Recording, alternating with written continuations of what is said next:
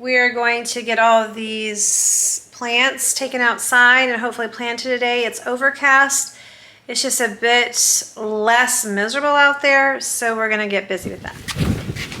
Come on, Dad, let's carry plants. Come on, Mom. Start carrying plants.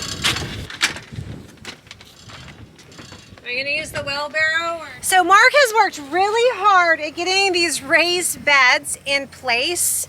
We found these old tractor tires that someone gave us for free, and so we are recycling them into raised beds. Mark's worked really hard putting the sprinklers in and getting manure in them, and so today we're going to start our fall garden. Welcome to Wine and Swinville.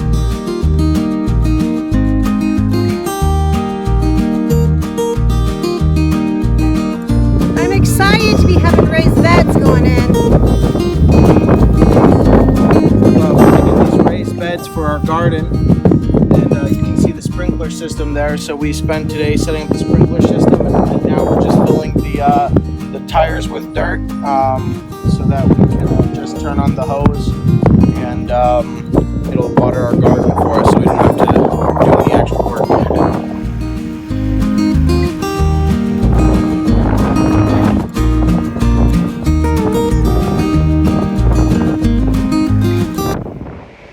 Winans Homestead Raised Garden Beds, brought to you by Goodyear, the company that builds tires to last.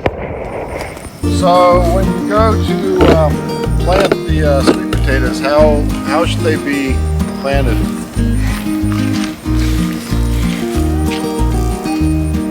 I've never planted sweet potatoes before. You've read about them.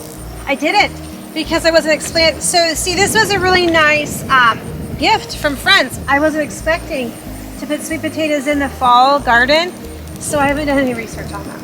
Done any research on them? But what do you think? I would think, since they're already rooted, would we just plant the roots? I would say so. So you got these from Red Ridge Creamery. They actually grew sweet potatoes and harvested in the spring, and then they cut off slips and started these from their slips. Well, how many do you have? 1, 10 altogether.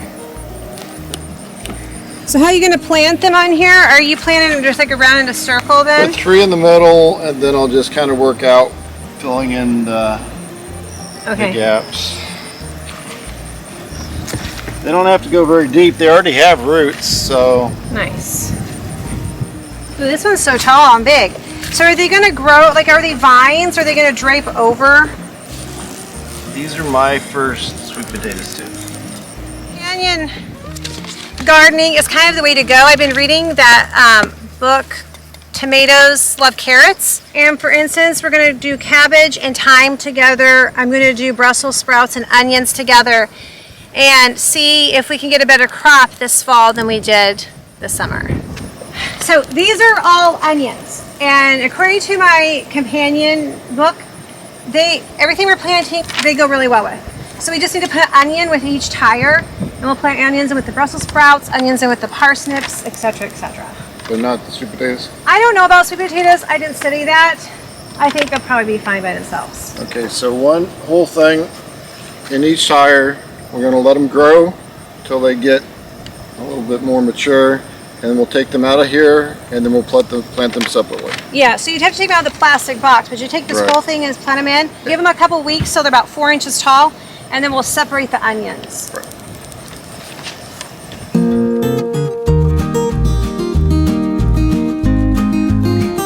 If you see a stick in any of these, are the marigolds. They're to help with pollination. So if you see a stick sticking up, that's where I planted my marigolds. Plant around it. Plant around it. So in this tire, I would like to do beets. I have cabbage and thyme with them. These are golden beets. And this is already a little packet that started that I ordered from Gurney's Seeds. Oh my word, these are the ones from Gurney's. And look, I don't know if you can see because the wind is really blowing, but they're come already strips like in toilet paper. And we just have to bury this, and they're already the right amount apart. So look how many there are. And you can separate them into 2 different strips. Planting for dummies, that's what we need, honey.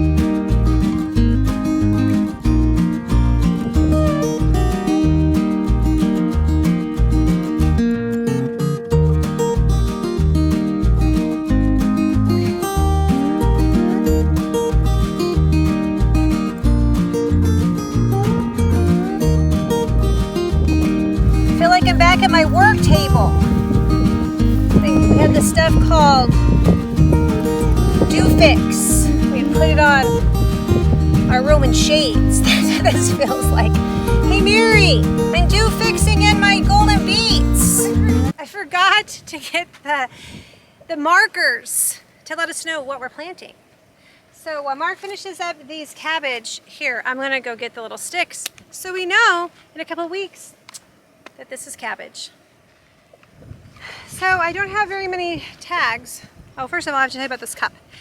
So a couple of weeks ago when we went to buy the bush hog, we were about 2 hours away from home. We stopped off at Subway on the way to get us lunch, and it was the best stop ever because trust me, these Subway cups are so durable. They're perfect for water outside. Oh, I'm sorry, Mark, are you thirsty? So I don't have very many markers. I don't know where they've all gone to. So I'm gonna have to just describe what's in every single tire. Alrighty, you have all these marked and everything, you know which ones are which, because I always forget. Well, I just didn't have, I ran out of a marker down there for broccoli, but I figured we might know that. But the rest are marked. Alright. Maiden voyage, we'll see how the sprinkler system works.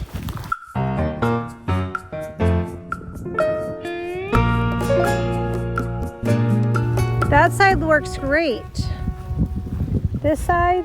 Well, okay, this one's not working, but these are coming out. it's lack of water pressure.